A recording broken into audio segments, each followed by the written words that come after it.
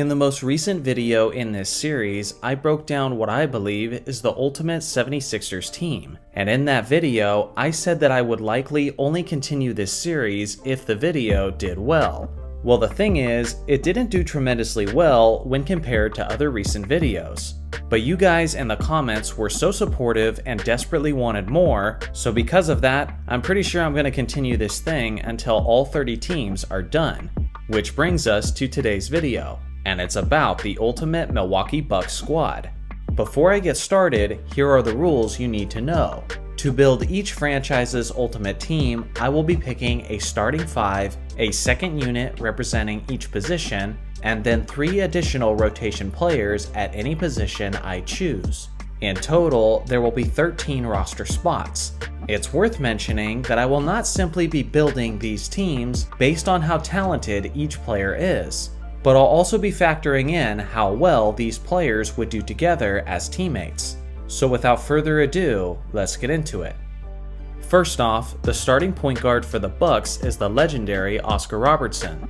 By the time Oscar arrived in Milwaukee, he was 32 years old and was no longer at the peak of his basketball abilities. But with that being said, he was still tremendously impactful in a multitude of ways, effectively scoring, rebounding, and assisting his way to an all-star selection.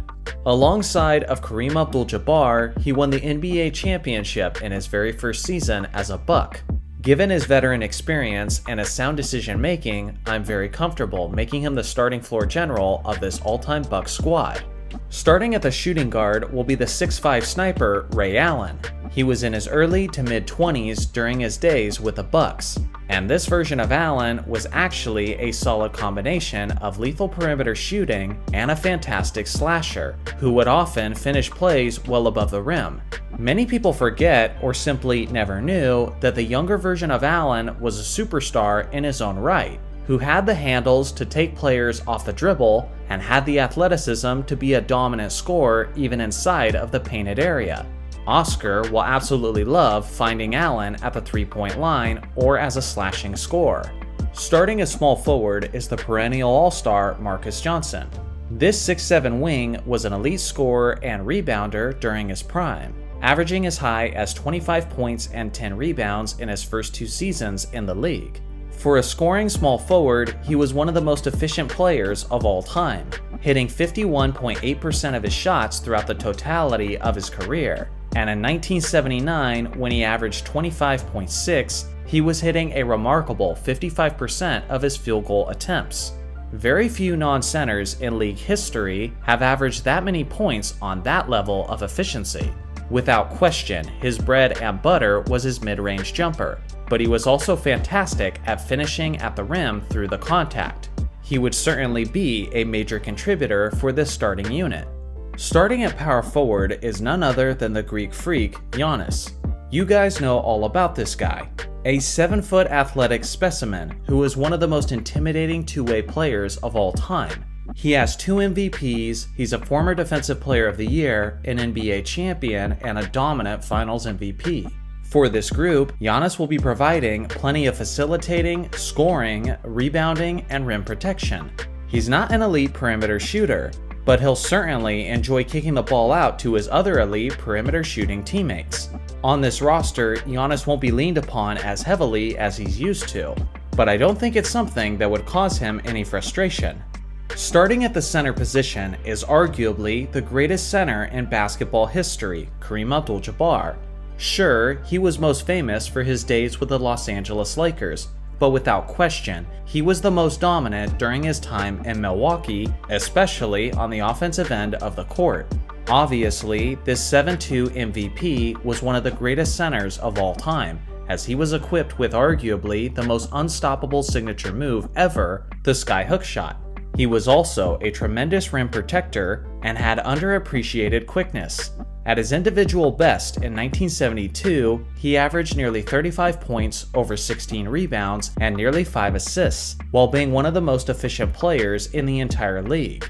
As a championship winner alongside of the great Oscar Robertson, he'll have an extra bit of chemistry with the starting point guard of the squad.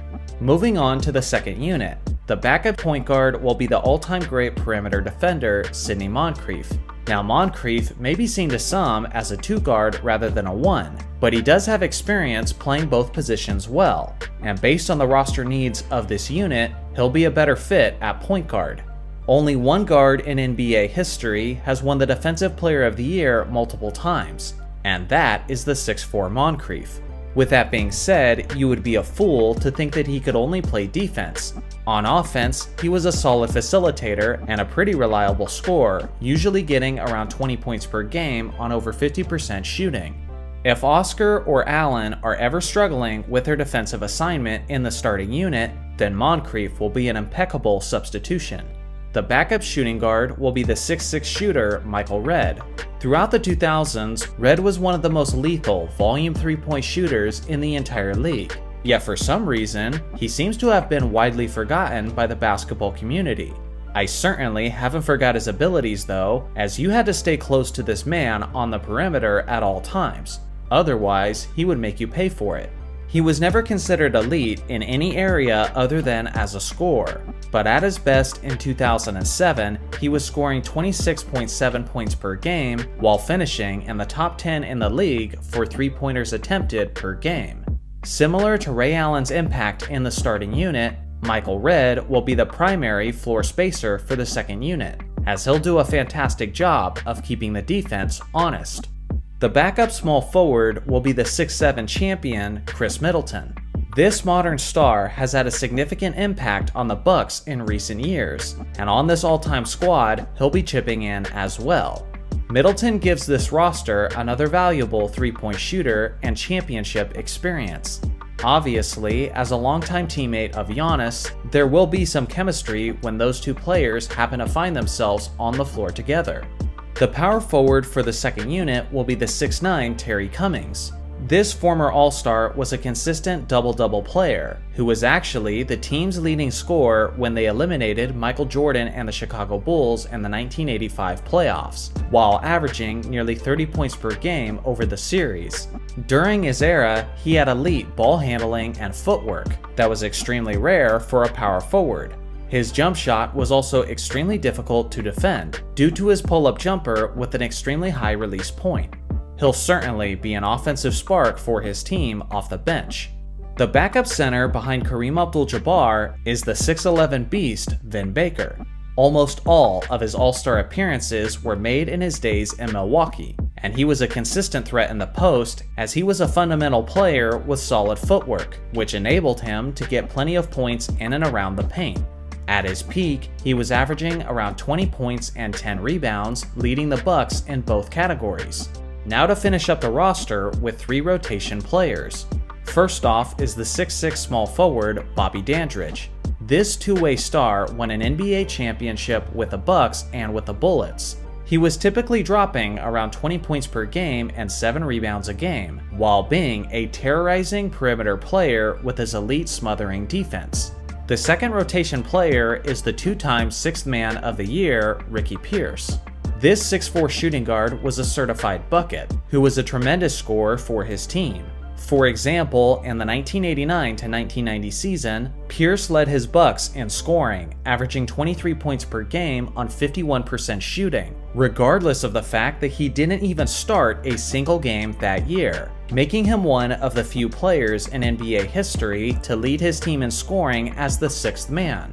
That efficient average of 23 points per game came in only 29 minutes per game.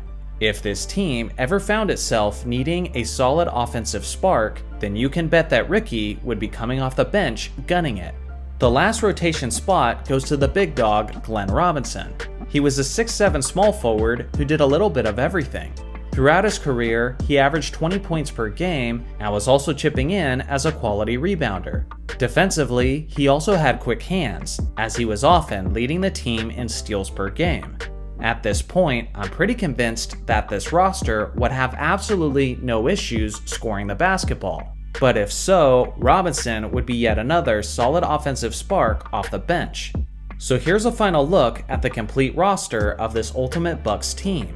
This team is packed with amazing scorers, and many of them shot above 50% from the field. With elite shooters, the spacing would be pretty solid on this all-time squad. And beyond that, there is a multitude of elite and stifling defenders, ready to make life hell for the opposing team.